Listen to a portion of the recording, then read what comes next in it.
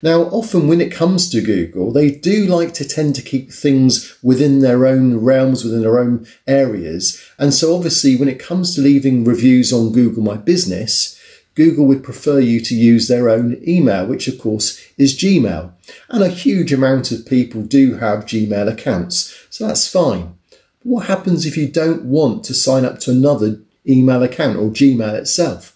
Or what happens if you don't want to use your Gmail account, you want to use, say, a different email account? Is it possible to still leave good reviews for people that have given you good service, but without using Gmail? Is it possible to do it on an iPhone as well, or on a local mobile? We're going to look at all those questions today. But also before we do that, we're going to just see at the beginning, how can you leave a very simple link to get reviews from your clients and from your customers? We're going to dive straight in now into the tutorial, and then we'll then be able to answer all those questions for you. Before we talk about how to leave a review, particularly if you haven't got a Gmail account, just first of all check the importance of making sure you know how to give a review link. So we're going to particularly look at that. How can you actually provide a link for someone to leave a review? And Google's made this really easy now. So if you log into your Google My Business account, and you'll come up with your dashboard, which is here. If you click on home, if you're not there, and you should find at the moment Google is providing this box here, get more reviews, share your business profile and get new reviews from your customers. And it really is as simple as that. If you click on this share review form, and that will then give you a link, and you can just click on the link and link is copied.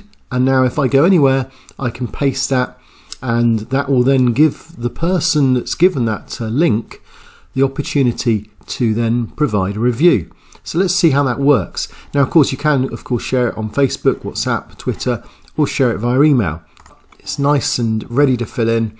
It's even put some ideas as to what you can put and so on. And then also, if you can get your person to leave a photo of the product or the service they're happy with, or even a smiling customer, that'll all have a bit more of an impact on how Google views this review. It's a positive thing. So especially as the fact that if they've taken it on their camera, it will then have the location of where it's taken. And if the location is around the corner from you and they're a happy customer, then that all adds to Google seeing you as authentic in a local area.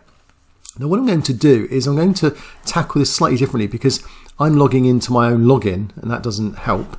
But if I do this in incognito mode, and if I now type in that address in incognito mode, and you'll see then that the map comes up, and it now wants me to sign in. Now this is where most people are put off, because they go, sign in with your Google account. I don't have a Google account, and I don't want a Google account. I don't want to use a Google account. Now, for whatever reason you don't want to use Gmail or Google, that shouldn't put you off giving a review. And this is why I'm going to show you now that you can still give a review to someone even if you don't have a Gmail account. Now, the way it works, you click on sign in, and of course it still wants a Gmail account. But you notice here, it says create an account. So you still feel like, am I going to still require a Gmail account? So I'm going to create an account for myself. And this is the bit that you need to look out for. Use my current email address instead. And that's the bit that most people aren't aware of, that you can still leave a review. So you just put in your name, and you don't need to put in a Gmail account. You can use your own current account, and then you can add your own password as well. So in that case, you just put in, say, a Yahoo account, a Hotmail account, Outlook account, whatever account it is that you want to use. You just fill these things in with that account, and you then do not need to use a Gmail account, and that will then log you in, so then you can leave a review. And that's something that most people don't realize exists.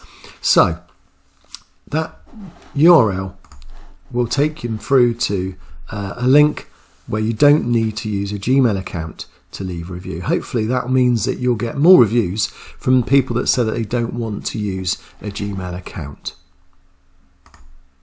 So if you just want to get someone to do it on their phone, it's just the same way really. You just log into your phone, and it can be on an iPhone or a Samsung or whatever it is, Android. In this case, I've got an Android. I'm just going to paste that G-page review that we mentioned at the beginning of this tutorial. So just paste that in there, enter that, And then just in a similar way really, it asks you to log in with your Gmail account, and you can just do that, either your email address or your phone number, and that's fine. And once you've logged that in, you can then put in the review. If you don't have a Gmail account, once again just click on create an account, and you can either go for a new account in Gmail, or if you don't want to use your Gmail account, again you can use your own current email address. So it's exactly the same on a phone as it is in a tutorial, but just slightly less options, and you often find that's the case. So hopefully that's been useful too.